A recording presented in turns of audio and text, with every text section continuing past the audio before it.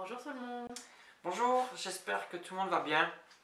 On va encore louer le Seigneur ensemble, en famille, louer le Roi des Rois, parce qu'il est présent encore aujourd'hui, parce qu'il agit et parce qu'il est vivant et on a tellement besoin de lui. Et je crois que vous êtes d'accord, on a envie de l'adorer et de le louer. Et avant de commencer par ce premier chant, que ta lumière brille, j'aimerais bien simplement prier. Merci Père pour ta présence encore aujourd'hui, Seigneur. Nous sommes là réunis, Seigneur, devant toi, même si c'est à travers un écran, Seigneur. Tu es là, tu es au milieu de nous, Seigneur, et nous voulons élever nos voix pour toi, pour te glorifier, Seigneur, parce que nous t'aimons, Seigneur, et nous savons que tu agis encore aujourd'hui, Seigneur. Et en même temps, j'aimerais bien te demander de guérir, Seigneur, nos frères et sœurs, Seigneur, par rapport au sujet qu'on a eu à la réunion de prière mardi, Seigneur. Je te demande vraiment de poser ta main sur eux et de les guérir maintenant, Seigneur, dans le nom de Jésus-Christ. Et je te voudrais te prier aussi pour que tu nous aides aussi dans cette période qui reste assez compliquée, Seigneur. Nous savons qu'on peut tout trouver en toi, Seigneur, la force que nous avons, qu'on a tant besoin, Seigneur, on peut tout trouver en toi. Merci pour tout, Jésus, sois glorifié dans le nom de Jésus-Christ. Amen. Amen. Chantons ensemble que ta lumière brille.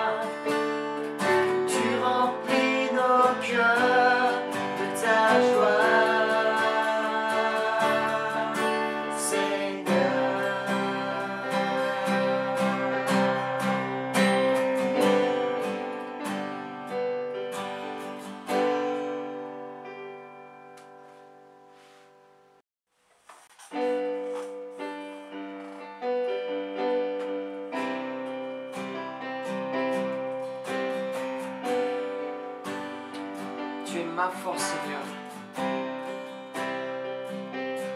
incomparable. Tu es l'espoir, cet espoir que nous avons tous besoin, Seigneur. Et on peut tout trouver encore une fois en toi. Et nous voulons que tu viennes à nous. Tu viens à moi, Seigneur. Tu viens à moi.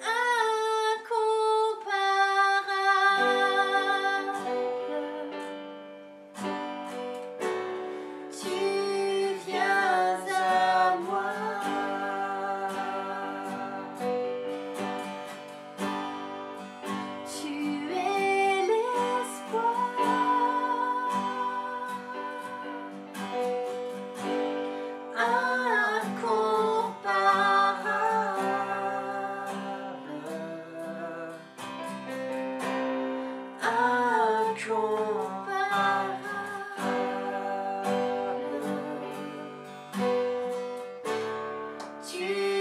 viens à moi.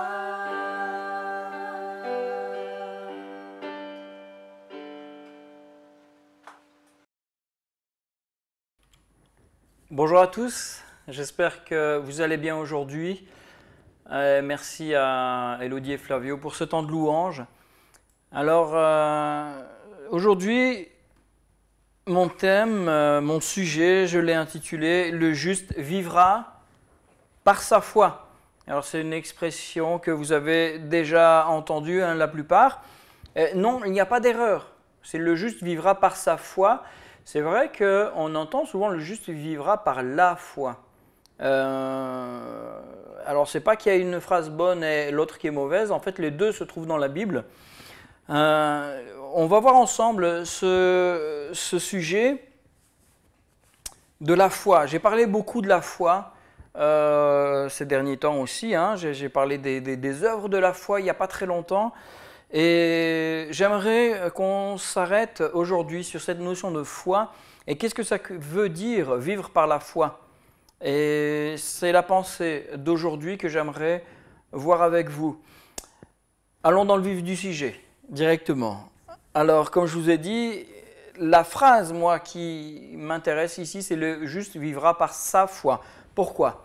Parce que l'apôtre Paul va reprendre à plusieurs reprises, en fait à 3 reprises, il va reprendre une phrase de l'Ancien Testament en rappelant que nous ne sommes pas sauvés par nos œuvres et qu'en effet, il est écrit « le juste vivra par la foi ».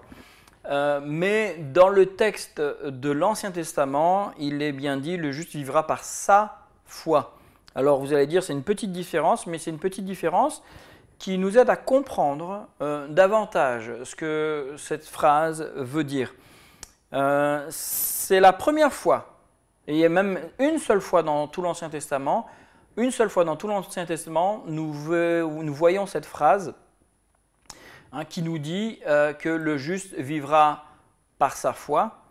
Et la seule fois où on trouve cette phrase, c'est dans le livre d'Habakkuk. Alors Habakkuk, qui est-il? Je vais en parler un petit peu. Justement, ça va être mon premier point. On va lire un texte tout à l'heure. Alors, on va essayer d'abord de comprendre ce que c'est que cela. Donc, qu'est-ce que vivre par la ou par sa foi? Qu'est-ce que c'est? Qu'est-ce que ça veut dire? Alors, Habakkuk, on ne connaît pas trop ce personnage, on ne sait même pas d'où il vient exactement. C'est juste que c'était quelqu'un qui a écrit un livre qui est très très court, hein, qui fait que 3 chapitres. Alors, c'est lui qui l'a écrit ou quelqu'un l'a écrit et a ajouté son nom. On ne sait pas exactement, mais la manière dont le texte est tourné laisse vraiment à penser que c'est Habakkuk lui-même qui a écrit. Et on ne sait pas grand-chose de ce personnage, juste qu'il était contemporain et il a presque vécu la période de Jérémie, Néhémie. Et Habakkuk fait un constat dans son livre qu'il écrit vers l'an 605, on ne sait pas trop, avant Jésus. Il écrit son livre peu de temps après la mort du roi Josias.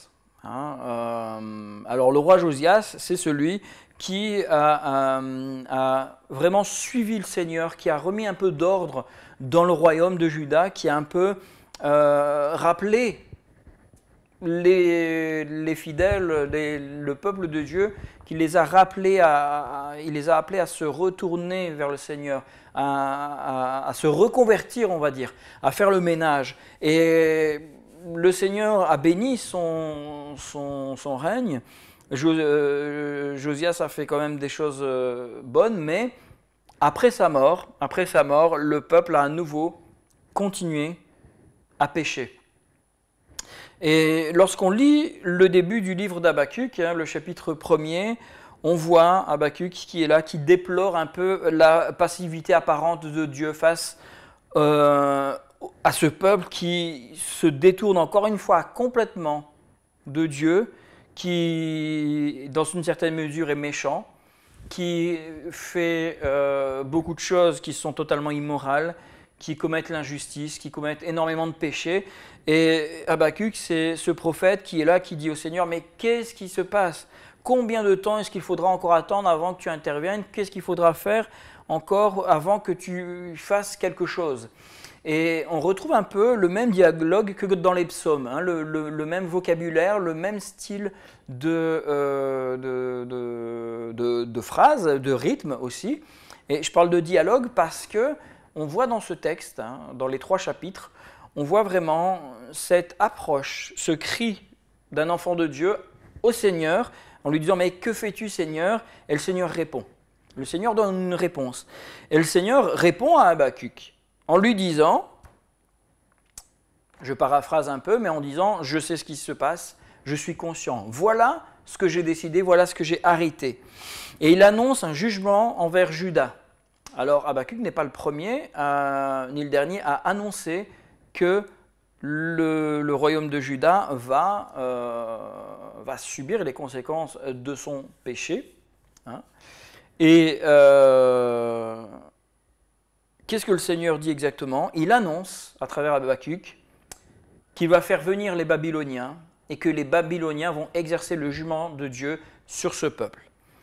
Alors comme je vous le dis, hein, Habakkuk n'est pas le premier à parler de cela. Il y a Jérémie qui a annoncé des choses. Ésaïe va annoncer exactement la même chose. Et donc, Habakkuk est là et il est surpris parce que les Babyloniens, qui sont les Babyloniens? Ben, ce sont des gens, on va dire, abominables dans ce qu'ils font lorsqu'ils font la guerre autour d'eux. Les Babyloniens sont quand même des grands pécheurs devant l'Éternel. Et Habakkuk ne comprend pas. Il se dit, mais Seigneur, comment est-ce possible? Je connais leur réputation, on sait qui sont ces gens-là, et tu vas utiliser ces gens-là pour exercer ton jugement. Tu vas utiliser ces gens encore plus mauvais pour venir punir un peuple qui est mauvais. Tu vas utiliser des gens encore plus mauvais que eux. Et c'est très intéressant ici de voir ce que Dieu répond à Habakkuk. Et ça, on le verra, on va voir un peu plus en détail. Dieu va répondre en annonçant qu'à son tour, le royaume de Babylone, quelque temps après, subira aussi le jugement de Dieu, parce qu'effectivement, le royaume de Babylone fait des choses abominables aux yeux de Dieu. Et donc, le Seigneur est en train de dire, mais ces gens-là, je me sers d'eux. Presque comme si c'était des pantins, ils étaient devenus des pantins entre les mains de Dieu. Et Dieu est en train de dire, mais je me sers de ces gens-là pour que ma volonté soit faite. Après, ne te soucie pas de la manière dont je vais faire les choses. C'est un peu le même genre de questionnement qu'on peut avoir lorsqu'on lit l'histoire des Hébreux en Égypte et quand on voit que Dieu endurcit le cœur de Pharaon. C'est délicat à comprendre parce que comment Dieu peut endurcir le cœur de Pharaon et ensuite condamner Pharaon et l'Égypte? C'est très simple. C'est très simple, ça demande du recul quand même. Hein. Pharaon était coupable. Pharaon avait décidé au fond de son cœur ce qu'il allait faire. Il avait décidé qu'il ne laisserait pas partir le peuple. Il avait décidé certaines choses et lorsque le Seigneur, à un moment, endurcit le cœur de Pharaon, en gros, il le fait pour que juste son dessein à lui, hein, Dieu décide d'endurcir le cœur de Pharaon pour arriver à ses fins.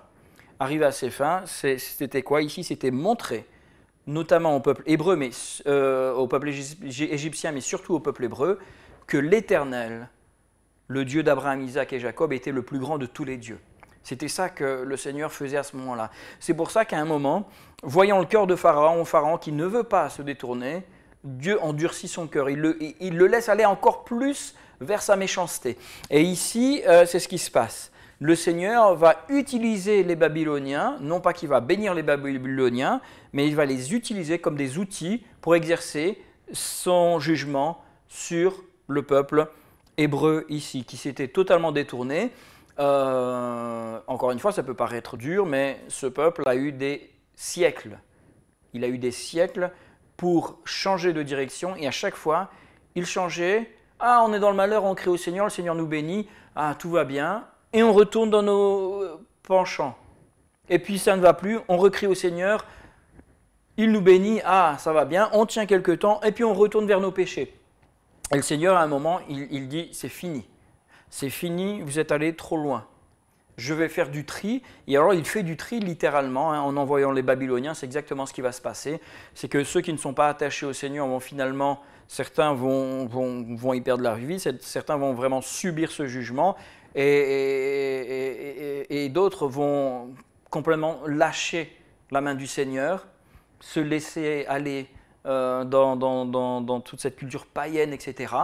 Mais ceux qui sont accrochés au Seigneur vont être protégés jusqu'au bout et vont avoir vraiment la bénédiction de Dieu, la protection de Dieu. Et finalement, le peuple qui revient de cette déportation, 70 ans après, à peu près, ce peuple-là, ce sera des Juifs. Et donc c'est vraiment là où le judaïsme prend vraiment forme, pendant cette période de déportation. Et ces Juifs qui vont revenir, ce seront des gens qui auront vraiment à cœur de servir le Seigneur, qui auront vraiment au fond de leur cœur ce désir d'obéir à Dieu, de servir leur Dieu de tout leur cœur. Et donc finalement, le Seigneur a permis ces choses-là pour faire un tri. Donc, ça c'est le contexte. C'est le contexte. Et on va lire le texte, surtout le texte qui nous intéresse ici, qui se trouve dans Habakkuk chapitre 2. Et ça fait partie justement de ce que le Seigneur répond à Habakkuk en disant « Mais ne t'inquiète pas, les Babyloniens auront ce qu'ils méritent, mais voilà ce que moi je te dis. » Et donc là c'est Habakkuk chapitre 2, on va lire le verset 2 à 4. Et voilà ce que le texte nous dit. « L'Éternel m'adressa la parole et dit « Écris la prophétie. Grave-la sur des tables afin qu'on la lise couramment. Car c'est une prophétie dont le temps est déjà fixé. Elle marche vers son terme, elle ne mentira pas. Si elle tarde, attends-la. Car elle s'accomplira certainement. » Ce que Dieu est en train de dire ici à Habakkuk, c'est cette prophétie, elle n'est pas négociable. Ce n'est pas une prophétie circonstancielle. Ce n'est pas une prophétie où il y a moyen de passer outre. Non, c'est une prophétie définie parce que ici Dieu va faire quelque chose. Et attention, ici la prophétie en question s'adresse aux Babyloniens, à ce qui va se passer chez les Babyloniens. Je précise, comme ça nous aide à comprendre le texte. Verset 4. « Voici, son âme s'est enflée, elle n'est pas droite en lui, mais le juste vivra par sa foi. »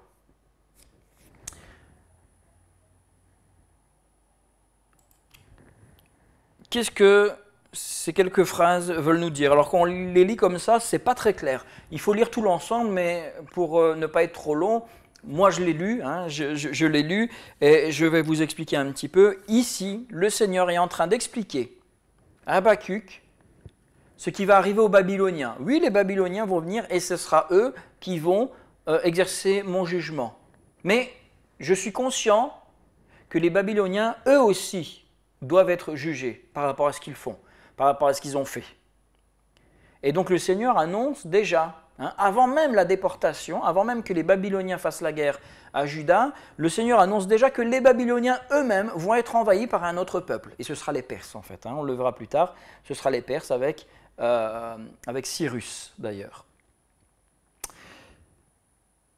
Et on verra ça du temps, ça va se passer pendant le ministère de Daniel. Lorsque Daniel sera à Babylone, de son temps, il y aura les Perses qui vont arriver, qui vont prendre le pouvoir sur Babylone. Et si on lit tout le texte, ça nous raconte vraiment ce qui va arriver aux Babyloniens et ça correspond vraiment à ce qui va se passer.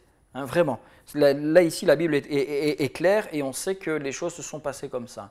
Là, l'histoire même extra-biblique nous le dit.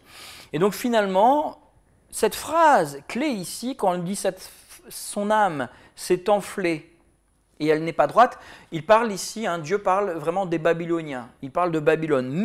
Mais le juste, celui qui est juste au sein de ce peuple, parce que les Juifs vont être intégrés à ce peuple-là pendant la déportation, le juste qui sera là vivra par sa foi.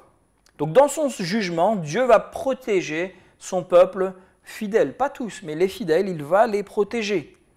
Donc même dans la contre-condamnation, parce qu'il y a une condamnation contre Israël, enfin le royaume de Juda plutôt, et ici je vais dire une contre-condamnation maintenant contre le royaume de Babylone, et bien même là, le Seigneur va protéger ses justes. Il les a protégés lorsque Babylone a attaqué Juda, et lorsque les Perses vont attaquer les Babyloniens, là aussi le Seigneur va protéger les justes. Ça c'est important à comprendre parce que ça nous parle de Dieu qui est aux commandes de toutes choses, qui garde ceux qui lui sont fidèles. Alors, c'est dans ce contexte-là qu'on trouve cette phrase. Le juste vivra par sa foi. Alors, on entend souvent les gens dire « je vis par la foi » ou « j'ai décidé de vivre par la foi, je ne prends plus de salaire, plus rien ». Et quand j'entends cette expression, je me rends compte qu'elle est souvent devenue synonyme de confiance, mais aussi un petit peu de hasard. Par la foi, on y va. Comme si on était en train de dire « je fais confiance à Dieu, puis on verra bien ce qui va arriver ». Même si le principe est bon, c'est bon de faire confiance à Dieu, c'est bon de dire peu importe ce qui arrive, je fais confiance à Dieu. Même si le principe est bon, ce n'est pas ça la foi. Alors vous allez me dire, mais enfin, Alex, c'est ça la foi. C'est pas ça. Si je résume la foi à ça, c'est beaucoup trop réducteur. La foi peut être exprimée dans cette confiance et dans ce fait de dire, je ne sais pas ce qui va se passer, mais j'ai confiance en Dieu, j'ai confiance qu'il sait ce qu'il va faire. Ça, c'est une des manières de vivre la foi. Mais c'est comme résumer la louange à la musique. On est tous d'accord, et j'ai déjà prêché là-dessus plusieurs fois, j'ai enseigné plusieurs fois là-dessus. La louange, ce n'est pas juste la musique. C'est faux, la louange, c'est quoi? Ça peut être déjà toute forme d'art, toute forme d'expression peut être une louange. Juste la prière peut être une louange. Le fait de faire le bien autour de moi peut être une louange. En fait, tout ce que je fais en l'apportant à un Dieu et en le tournant vers Dieu, tout ça devient une louange. Et donc ici, dire que juste avoir confiance et on verra bien ce qui arrivera, dire que ça c'est la foi, non, c'est une expression de la foi. Mais la foi n'est pas juste ça. J'espère que vous me suivez. Alors, la question qu'on va se poser, mais qu'est-ce que c'est que la foi? Et alors là, on va essayer de bien comprendre ce que c'est que la foi. Et on va revenir sur cette phrase qui va nous parler davantage, j'en suis certain. Il faut distinguer, pour bien comprendre ce que c'est que la foi, il faut distinguer plusieurs choses. Et moi, j'aimerais qu'on distingue bien croyance, religion et foi. Parce que le mot foi, on va l'interpréter de plein de manières différentes. Moi j'ai la foi chrétienne, moi j'ai la foi un tel, ou moi j'ai foi en Dieu, moi j'ai foi en Jésus, moi j'ai foi en... Et finalement on s'y perd un peu, et le mot foi c'est un peu devenu un mot fourre-tout, où chacun a un peu sa petite définition. Alors on va essayer d'être pragmatique. Alors les croyances c'est quoi? C'est très simple. Est-ce que je crois que Jésus est Dieu? Oui, non, voilà, c'est une croyance. Moi, je crois que Jésus est Dieu. Je crois que Dieu a créé la terre. Je crois que Jésus est ressuscité. Je crois que Jésus revient. Je crois qu'en étant né de nouveau, je suis pardonné de mes péchés. Tout ça, ce sont des croyances. Et on peut avoir énormément de croyances, des bonnes, des mauvaises croyances. Et donc, tout ça, c'est pas avoir la foi. Je crois que Dieu existe, c'est pas avoir la foi. Jésus lui-même le dit, les démons savent que Dieu existe. Non, c'est Paul, pardon. C'est Paul qui dit, tu crois que Dieu existe, tu fais bien, les démons aussi. Les démons savent que Jésus est Dieu. C'est pas pour ça qu'ils ont la foi. La religion, ça va être quoi? Parce qu'on entend souvent ça. Oui, mais non, nous, c'est pas une religion qu'on proclame. Nous. Alors, c'est vrai. Mais on a une religion. On a une religion. La religion, c'est quoi? Mais je vais définir. La religion, c'est lorsqu'on prend ces croyances et on les construit en forme de système. Ce qu'on va appeler un système, c'est-à-dire qu'une religion, ça va être une série de croyances auxquelles on adhère, et puis il y aura des rites ou pas, et nous avons des rites, la prière est un rite, le fait d'avoir un culte et d'avoir des réunions, ce sont des formes de rites, le fait de louer, de chanter, ce sont des rites. Donc nous avons une religion dans ce sens-là, dans le sens où nous avons une foi structurée. Nous avons des croyances, quelque chose de structuré. Maintenant, on ne prêche pas une religion parce que ce qui nous importe, ce n'est pas que les gens adhèrent à telle croyance, à telle... Tout ce qui nous importe, c'est que les gens rencontrent Jésus-Christ. Hein, que vous deveniez catholique, protestant, peu importe, évangélique, pentecôtiste, on s'en fiche. L'important, c'est que vous connaissiez Jésus. Ça, c'est le plus important. Hein. Donc, dans ce sens-là, bah oui, on ne prêche pas une religion. Et je comprends que plusieurs n'aiment pas dire « j'ai une religion », parce que j'ai une religion, souvent, ça nous bloque. Lorsqu'on dit « j'ai une religion », ça signifie souvent j'adhère à un concept, à une structure, à une hiérarchie, à quelque chose. Et effectivement, si j'ai bien compris ce que c'est que la foi en Jésus-Christ, il n'y a rien de tout cela. Toute la structure, en fait, n'a de sens que pour la bonne organisation. Hein? Dieu, et Jésus lui-même, a organisé, a structuré son Église dans le sens où il y a des pasteurs, il y a des anciens, il y a des diacres, etc., etc. Mais dans notre manière de vivre notre relation avec Dieu, on n'a pas besoin du pasteur. On n'a pas besoin des anciens. Maintenant, on a besoin des pasteurs et des anciens pour être enseignés, pour pouvoir les appeler lorsque ça ne va pas, pour pouvoir avoir un référent ou quelqu'un avec qui on peut même discuter et dire « mais voilà, tiens, j'ai lu ça, je ne comprends pas, comment est-ce que toi tu m'expliques ça ?» Voilà à quoi servent les pasteurs. Mais ce n'est pas nous qui vont faire de bons chrétiens. Hein, ça ne dépend pas de moi que vous soyez bon ou mauvais chrétien. Ça ne dépend que de vous. Moi, je suis là juste pour enseigner, pour nourrir, pour pousser dans certaines directions. Mais après, c'est vous, c'est votre chemin entre vous et Dieu. Hein, donc dans ce sens-là, je comprends que certains n'aiment pas le mot religion. Hein, mais de manière globale, générale, on va dire que tout cela, c'est cette structure, tout ça, c'est la religion. Mais alors le mot foi, la foi, c'est quoi exactement là-dedans? Mais la foi, ce n'est pas la croyance. La foi, c'est la force qui va me pousser à croire. Croire que Jésus est ressuscité, c'est une chose. Mais être convaincu de tout son cœur que Jésus est ressuscité et l'affirmer et aller jusqu'au bout dans cette conviction, c'est autre chose. Je prends l'exemple, il y a tellement d'exemples qu'on peut prendre, mais j'aime bien prendre l'exemple de celui qui va faire du saut à l'élastique. Ben, il sait que l'élastique va le retenir. Ben, ça c'est bien, mais ça c'est une croyance. Maintenant, le courage qui va le pousser à aller sauter et avoir suffisamment confiance dans cet élastique, ben, ça peut être similaire hein, à la foi, à la notion de foi. J'entends les gens dire « j'ai foi en Dieu ». Mais avoir foi en Dieu, ce n'est pas croire que Dieu existe. Avoir foi en Dieu, c'est croire que Dieu peut intervenir. Hein, et ça, c'est vraiment la clé. Les gens ont beaucoup de croyances, mais très peu ont vraiment de foi. Il y a énormément de gens qui ont une religion, qui ont plein de croyances, mais qui n'ont pas de foi. Et c'est pour ça qu'on peut être dans n'importe quelle église, quelque confession qu'elle soit, vous vous rendrez toujours compte qu'il y a des gens qui croient en beaucoup de choses. Mais alors leur foi, elle n'est pas très grande. C'est pour ça que Jésus va même plusieurs fois remettre un peu ses disciples en place, en disant « c'est bien, mais vous y croyez, mais elle est où la force, la puissance dans ce que vous croyez ?» Alors, pour aller un peu plus en détail, on va continuer sur ce mot « foi ».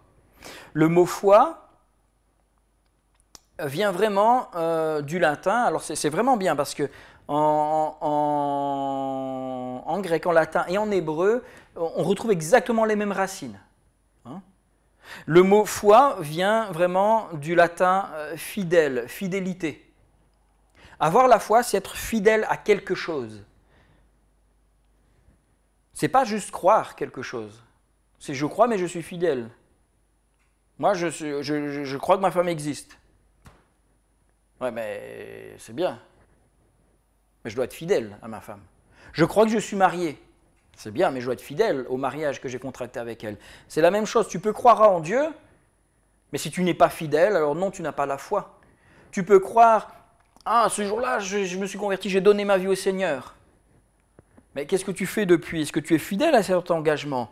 Si tu ne l'es pas, tu n'as pas la foi. Hein, alors j'espère que je ne vous démoralise pas. Hein. Encore une fois, le Seigneur nous interpelle avec beaucoup d'amour. André Chouraki, c'est quelqu'un qui a traduit la Bible, l'Ancien et le Nouveau Testament, et il a traduit le mot foi. Hein, il a fait une traduction très très littérale hein, de toute la Bible. Alors, elle est très difficile à lire, mais c'est une traduction qui nous aide à comprendre certaines choses. Et le mot foi, il l'a traduit par adhérence. C'est-à-dire qu'il avait vraiment cette image en tête du chewing-gum qui nous colle à la chaussure. Ça nous est tous arrivé déjà un jour ou l'autre. On marche dans la rue et voilà que d'un seul coup, il y a quelque chose qui colle à notre chaussure et c'est un chewing-gum sur lequel on a marché. Et parfois, on enlève le chewing-gum et ça colle encore. Et bien, c'est ça la foi. Je marche, je ne le vois plus, mais c'est là, ça s'accroche. Et partout où je vais, il y a toujours la trace de cette chose sur laquelle j'ai marché. Et ici, il voit vraiment cette idée. La foi, c'est quand je m'accroche, je m'agrippe à quelque chose et je ne m'en détache pas. J'adhère continuellement et même si on ne voit plus rien, il y a toujours cette adhérence, ce truc qui va peut-être même nous gêner parfois. C'est vraiment intéressant de voir toutes ces notions qu'il y a dans le mot foi. Il y a quelqu'un que je connaissais comme ça de nom, mais que je n'avais pas vraiment étudié comme personnage. Il s'appelle Viktor Frankl. Je l'ai réétudié dans le cadre des cours que je donne. Et franchement, j'apprécie énormément et j'ai envie d'approfondir un peu sur le travail qu'il a fait. C'était un psychanalyste, un psychiatre plutôt, autrichien, qui a développé beaucoup de choses, mais il a surtout abordé l'aspect spirituel de l'être humain. Et c'est une des grandes choses qu'il reprochait entre autres à Freud, que beaucoup connaissent. Freud qui a été la grande référence pendant très longtemps. Il est toujours une grande référence, mais pendant longtemps, il faisait de l'ombre à tout le monde. Si Freud n'avait pas dit, alors c'était faux. Et Frankl va vraiment se mettre un peu en opposition en disant, mais Freud met complètement de côté l'aspect spirituel de l'être humain. Et finalement, en faisant ça, il réduit les êtres humains à des choses, à des objets, alors que nous avons tous une dimension spirituelle qui nous pousse à nous surpasser, qui donne en fait cette dimension vraiment humaine et qui donne, je veux dire, pour chaque être humain, c'est ce qui va nous donner ce sens à notre vie. Frankl a connu les camps de concentration parce qu'il était juif justement. Et il a il a fait des choses contre le régime nazi, puisqu'on lui a demandé de faire des choses abominables lorsqu'il était directeur de clinique, et il n'a pas obéi. Et donc, bref, de fil en aiguille, il s'est retrouvé dans des camps de concentration, et c'est là qu'il a vraiment compris que pour survivre, il fallait quelque chose qui nous dépassait, quelque chose qui nous transcendait, quelque chose qui fait que l'être humain est plus qu'un simple animal. Et je ne veux pas rentrer dans les détails maintenant parce que je ne voudrais pas non plus ni sortir du sujet ni être trop long, mais c'est surtout dans ces circonstances-là qu'il a compris que celui finalement qui perdait l'idée du sens de la vie perdait tout finalement et se laissait mourir. Et pour lui, l'être humain n'arrive à vivre que lorsqu'il accepte cette chose qui nous dépasse. Et si vous parlez avec les gens, d'ailleurs, vous vous rendez compte autour de vous que, alors il y a les chrétiens qui vont avoir cette foi en Dieu, mais combien de gens n'ont pas cette espérance dans l'humanité, dans quelque chose de plus, dans l'amour, et vous regardez bien, les gens qui continuent et qui avancent, ils espèrent en quelque chose, ils ont foi en quelque chose en fait. Et alors c'est intéressant parce que la conclusion par rapport à ces circonstances-là qui étaient dramatiques lors de la Seconde Guerre, mais on peut faire le lien directement avec ce qui s'est passé avec le royaume de Juda, c'est qu'il fallait énormément de foi pour endurer toutes ces injustices. Il fallait énormément de foi pour endurer toutes ces aberrations. Il fallait énormément de foi pour endurer tout ce qui nous pousse à vouloir mourir. Parfois, on n'a plus goût à la vie, parfois on a envie de tout abandonner, et il nous faut de la foi pour aller de l'avant. Alors je continue avec cette notion de foi. Là aussi, le mot foi, quand on le regarde en hébreu, il est très très intéressant. En hébreu, c'est emuna. Emuna, bon, qui veut dire foi, fidélité, constance. Hein, il y a l'idée d'être constant, de continuer, devoir accompli. C'est l'idée aussi de c'est accompli. Il y a quelque chose de fait, voilà, emuna. Emuna, ça vient de la racine aman. Alors je ne sais pas si vous voyez doucement où on en vient. Aman, qui signifie être fidèle, qui signifie aussi supporter. Supporter quelque chose, supporter quelqu'un, supporter, on supporte une idée. Ça veut dire aussi confirmer. Et aman, c'est ce qui est donné en araméen, le mot amen. Et c'est d'ailleurs le mot qu'on utilise aujourd'hui. Et je vais aller plus loin. Lorsque Jésus dit « en vérité, je vous le dis », il y a une insistance ici, alors très intéressant parce que ça c'est vraiment dans l'évangile de Jean où il insiste 2 fois. Dans les autres évangiles, il le dit qu'une fois. « En vérité, je vous le dis ». Chez Jean, ça a vraiment une signification bien particulière, c'est qu'il affirme quelque chose qui est vrai et qui ne change pas, hein, et il affirme quelque chose de la part de Dieu. Hein, ce sont toujours des signes, des paroles qui nous viennent de la part de Dieu. Mais lorsque Jésus dit « en vérité », si vous lisez le texte grec, il ne dit pas « vérité », il dit « amen ». Et alors, en fait, lorsque Jésus nous dit ces phrases, il dit « amen, amen ». Donc, lorsque Jésus nous donne une vérité, il commence sa phrase en disant « amen ». Alors évidemment, c'est très bizarre, donc la meilleure traduction en français, c'est « en vérité ». Ça veut dire que ce qui va arriver, ce que vous allez entendre, c'est vrai, c'est juste, c'est appuyé, c'est confirmé, c'est accompli, on ne peut rien faire, c'est ma parole, et on ne peut pas passer à travers. Je reviens un peu en arrière, je vous rappelle que c'est la racine du mot qui donne foi. Lorsque je dis amen à une prière, j'affirme ce qui a été dit. Je supporte ce qui a été dit. J'ai confiance en ce qui a été dit. C'est comme si je proclame que ce qui a été dit est accompli. Et lorsque quelqu'un prie et je dis amen à sa prière, je dis en fait je suis d'accord avec ce qui a été dit. J'affirme ce que je viens d'entendre, je le déclare vrai, je le déclare accompli. C'est comme le juge qui frappe avec son marteau et qui dit voilà, le jugement est donné, plus rien, à juger. Bon, je ne sais même pas si les juges disent vraiment ça, mais vous voyez ce que je veux dire. Hein. Ça, on dirait plutôt des ventes aux enchères. Mais c'est l'idée. C'est l'idée, c'est vraiment, le mot « amen », c'est pas « c'est fini ». Non, le mot « amen », ça veut dire ce qui est dit là, c'est vrai, c'est accompli, ça se réalise maintenant. Donc vous voyez, ce mot-là nous donne le mot « foi ». Donc si vous comprenez ce que « amen » veut dire, vous comprenez ce que la foi veut dire et ce qu'elle dégage. Ce vers quoi ça nous amène. La foi, ce n'est pas seulement croire ou espérer. La foi, c'est la puissance, c'est la force qui nous permet d'adhérer entièrement à ce en quoi nous croyons. Je peux croire que Jésus est Dieu, mais si je n'ai pas la foi, ça va juste être une simple croyance. Mais j'ai besoin de la foi pour y adhérer entièrement.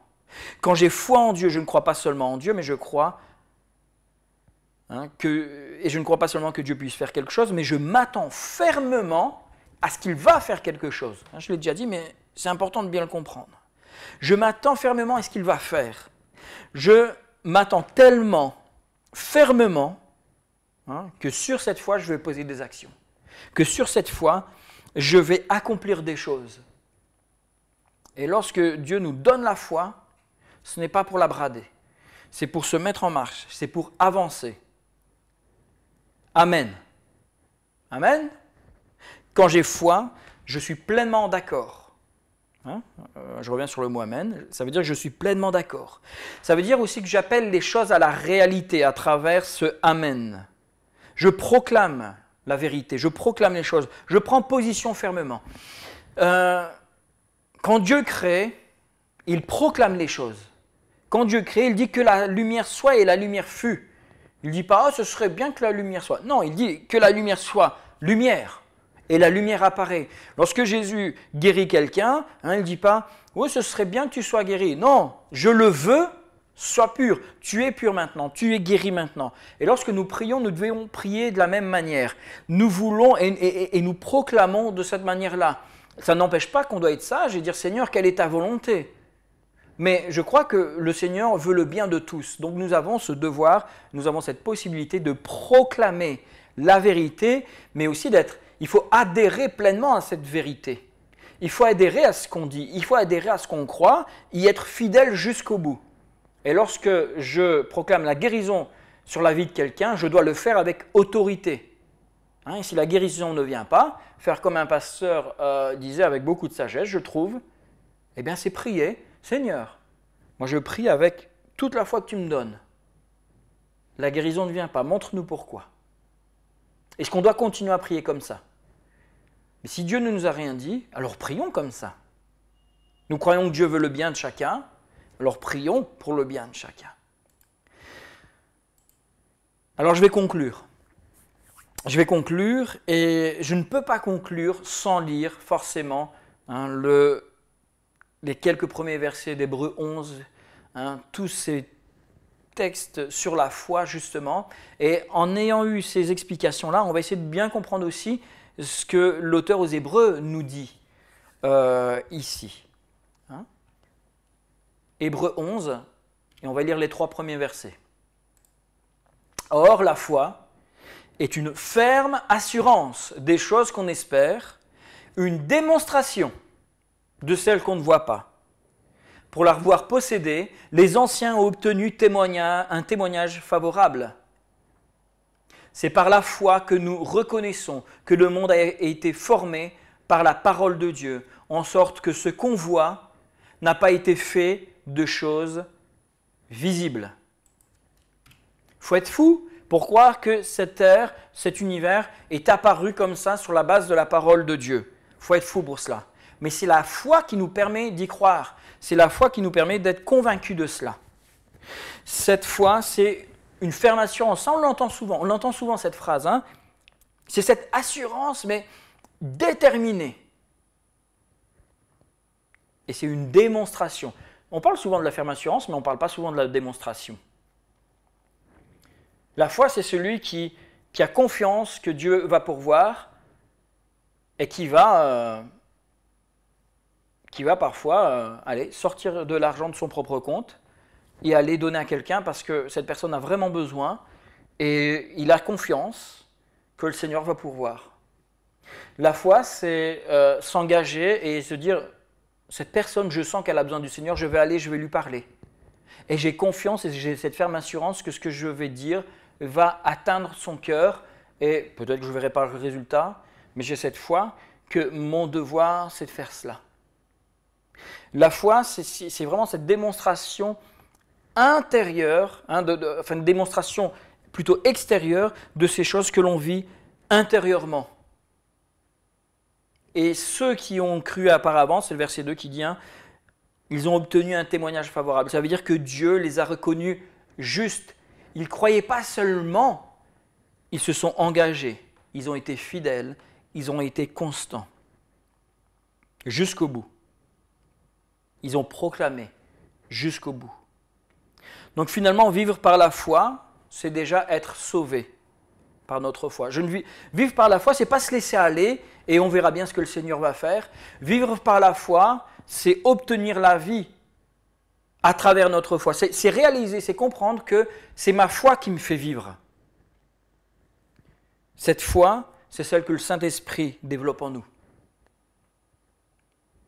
Vivre par la foi, c'est accepter que j'accède au trône de Dieu parce que j'y crois, mais parce que j'adhère à cette idée, parce que je proclame que c'est vrai, parce que je suis fidèle à cette idée, et donc je suis fidèle à ça, donc je suis fidèle à Dieu, donc je suis fidèle aussi à ses commandements, donc je suis fidèle dans la vie que je mène, donc je supporte cette idée aussi, je la proclame, je la confirme, je l'appelle à être une réalité dans ma vie.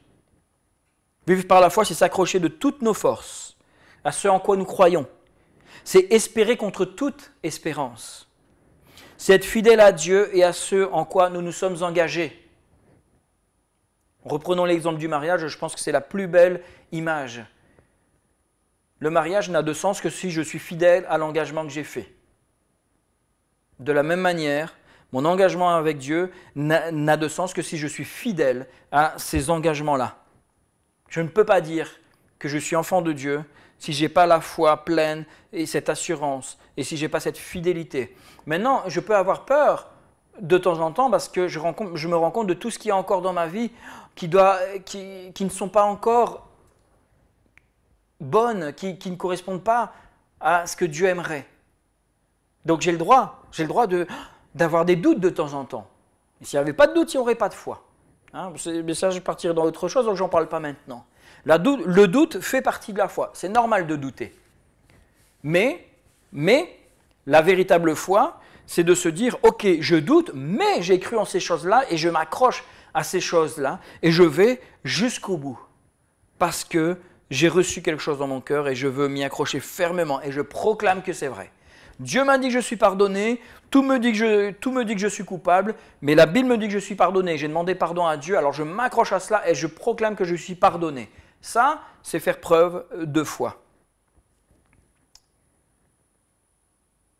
Mais si je continue à pécher, il faut toujours faire attention dans ce qu'on dit, et je fais attention à ce que je dis. Mais si je continue à pécher en disant, c'est pas grave, je vais demander pardon au Seigneur demain, alors je deviens infidèle au Seigneur, donc je ne suis plus dans un processus de foi. Puisque la fidélité, c'est de la foi en fait. J'espère que vous me suivez, j'espère que je ne vous perds pas. Nous avons plus que jamais besoin de fortifier notre foi de nos jours et de la rendre indéfectible. Avec cette séparation physique qu'on a les uns des autres, avec les choses compliquées qui arrivent, avec toutes ces choses, on ne sait pas jusqu'où l'Église devra prendre position ou pas, on a plus que jamais besoin que le Seigneur fortifie notre foi. Et fortifier notre foi, ce n'est pas nous faire croire en de nouvelles choses, c'est nous donner cette capacité de croire au-delà de toute imagination.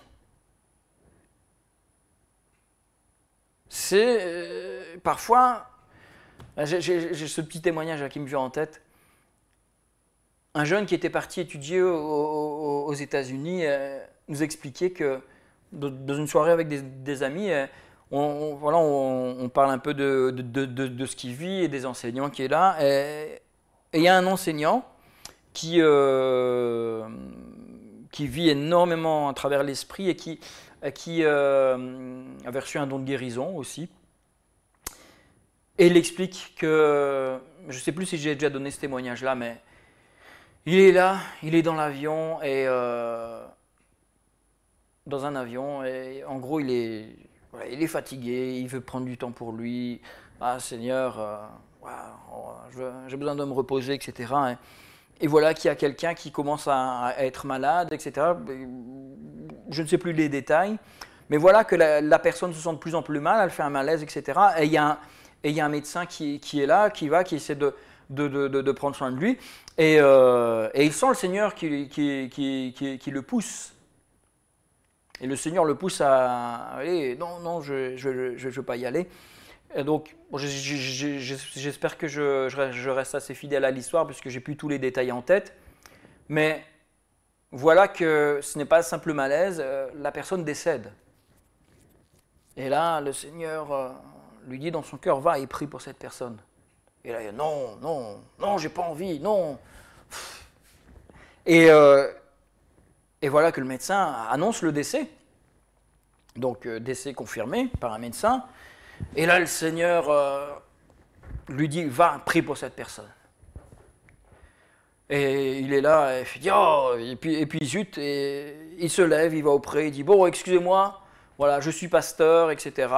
Et il dit, voilà, Dieu me demande de prier pour cette personne, donc bon, ben, je vais le faire. Et il prie.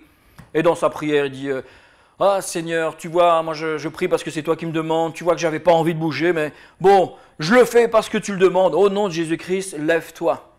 Et reprends vie. Et la personne est ressuscitée.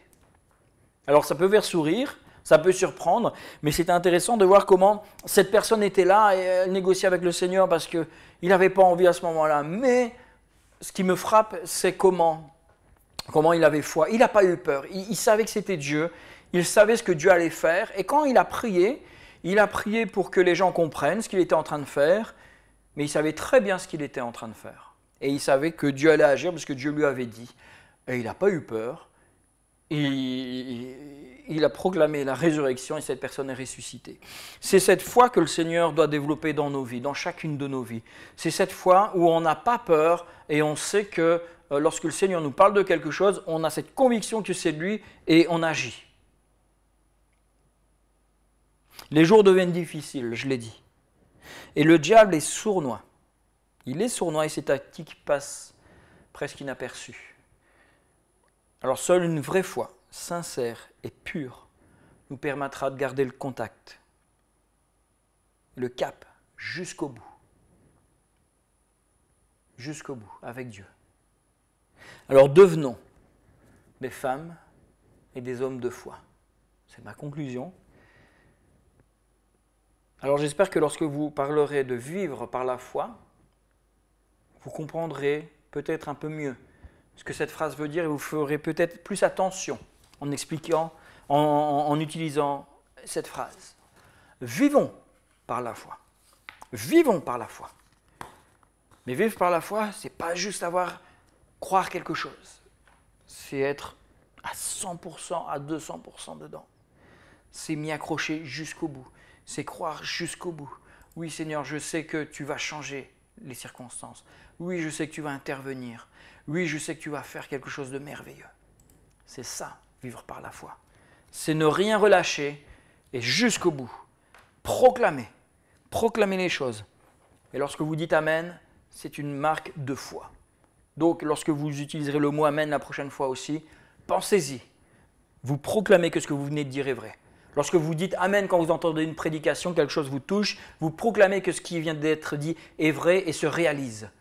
Alors c'est important de le dire. C'est important de le dire. On perd cette habitude dans nos églises, surtout en Belgique et en France, où on n'est pas assez bouillant par moment sur ces aspects-là. Moi-même, je ne le fais pas assez souvent, je m'en rends compte. Alors, ce n'est pas une obligation, il ne faut pas tomber dans des manières de faire, mais ça encourage celui qui prêche, mais en même temps, en faisant cela, on proclame dans nos vies que ce qu'on vient d'entendre se réalise. Alors moi je dis Amen, Amen à ces paroles et vraiment on va vivre des choses fortes, j'en suis certain. Par la foi, je le crois. Gloire au Seigneur, je vais prier pour clôturer et on aura un dernier chant juste après. Merci Seigneur parce que tu nous parles encore par ta parole, tu nous parles de cette foi, tu nous montres ce que c'est que la foi. Tu nous expliques Seigneur que croire n'est pas suffisant, il faut vraiment avoir cette foi ferme. Alors merci déjà pour cette grâce que nous avons de croire, mais développons-nous Seigneur cette foi dont nous avons tant besoin. Aide-nous Seigneur à cultiver cette foi. Aide-nous à proclamer et à n'avoir jamais peur de ce que tu nous demandes, à n'avoir jamais peur d'affronter et de proclamer que nous sommes enfants de Dieu. Aide-nous, Seigneur, dans chacune de nos situations. Pose ta main sur chacun. Tu sais que ce n'est pas toujours facile, mais nous avons besoin de toi. Nous avons besoin de toi et nous avons cette ferme assurance, nous avons foi en toi. Nous avons cette foi qui nous rappelle que tu es là avec nous et que comme tu nous as dit, nous allons accomplir des choses plus grandes que celles que tu as faites sur terre. Merci parce que beaucoup l'expérimentent déjà. Merci parce que nous, à notre échelle, nous l'expérimentons aussi. Mais nous te demandons plus, Seigneur. Nous voulons expérimenter plus encore. Permets-nous, Seigneur, d'appliquer cette foi au quotidien et de devenir vraiment ces images de Christ sur terre. Pose ta main sur celles et ceux qui ont besoin de toi, qu'ils puissent bénéficier de toute ta grâce. Et par la foi, nous proclamons, Seigneur, des guérisons, nous proclamons la bénédiction, et je le fais maintenant par la foi. Je proclame la bénédiction sur toutes celles et ceux qui écoutent ce message, qui nous suivent. Celles et ceux qui n'auront peut-être pas la chance de le faire, mais qui crient à toi, qui espèrent en toi. Bénis-les, Seigneur. Nous te le demandons dans le nom de Jésus-Christ. Amen. Je vous souhaite à tous vraiment une bonne semaine. Continuons à prier les uns pour les autres. Alors les choses ne sont pas évidentes pour la suite. On aura certainement, on fera notre culte de Noël en ligne puisqu'on ne parle pas de réouverture des lieux de culte pour l'instant. Donc on va certainement réouvrir les lieux de culte mi-janvier. Mais le Seigneur est bon, il est là, il est fidèle. Donc continuons à prier, que le Seigneur nous bénisse, nous garde. Prenons soin les uns des autres, prenez soin de vous s'il vous plaît. Ce n'est pas un manque de foi, au contraire c'est de la sagesse. Mais prions avec assurance que le Seigneur change les choses. Et voilà, vraiment je vous souhaite à tous une bonne soirée, une bonne journée, pardon, c'est parce que c'est le soir maintenant. Mais vraiment que le Seigneur vous bénisse tous. Et on termine avec ce dernier chant.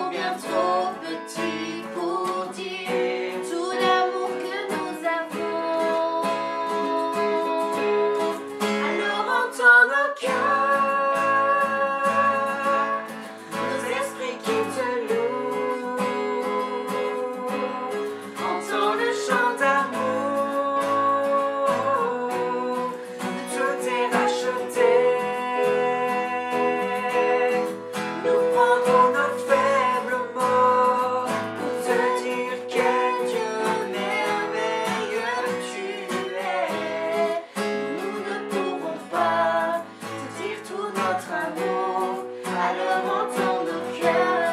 Alors entends nos cœurs tous ensemble. Alors entends nos cœurs. Nos esprits qui te louent. Entends le chant d'amour. Tout est racheté. Nous prendrons nos faibles mots pour te dire quel Dieu merveilleux tu es. Nous ne pourrons pas te dire tout notre amour.